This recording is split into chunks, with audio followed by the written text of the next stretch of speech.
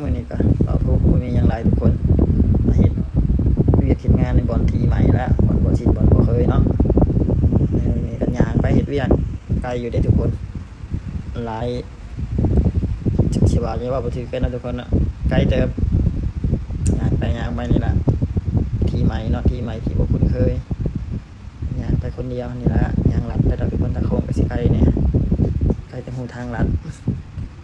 ไปตามภาษานี่แหละเนาะตามภาษาเด็กใหม่เด็กฝึกหัดงานใหม่จักสิฮอดไสเด้ย่างลัดไปนี่เป็นทางลัดเนาะ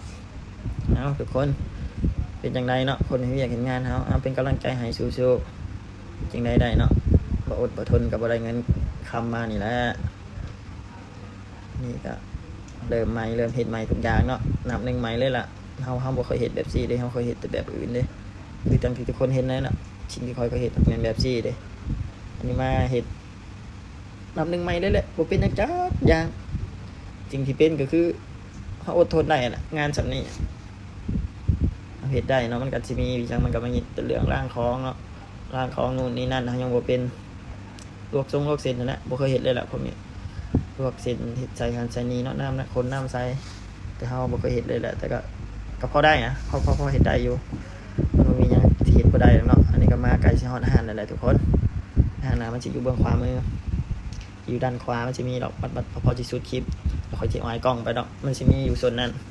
ก็เลยปิดกล้องก่อนว่าข้ามทางมันดนเด้รถมันหลายเนาะสิถ้าข้ามทางก็โดนเต็มก็เลยปิดกล้องไว้นี่เลยจากนี่ขออนุญาตคนในรูปเลยจากนั้นไปเลยเด้มันจะมีห้านะมันจะอยู่ขวามือพุ่นละคุณเด้อยู่ทางนั้นเอาทุกคนเนาะเกิดเป็นคนมันก็ต้องสู้ไปสิแหละเนาะมันบ่มีหยังเกินคำว่าพยายามของคนเฮาเนาะทุกคนเนาะสู้ไปสิเวียกสินักสิเบาส่าใดก็สิ่งเดียวที่เฮาต้องการนั่นกับจุดหมายเดียวกันเนาะทุกคนเนาะหาเงินเฮาก็ต้องเพื่ออย่างเดียวนั่นแหละ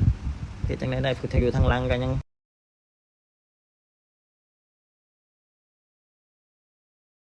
สู้ไปเนาะทุกคนเนาะเดี๋ยวมันก็ผ่านไปจุดที่เขาอยู่คือว่าป้าบ่เคยเจอมาก่อนในจุดนี้ทุกคน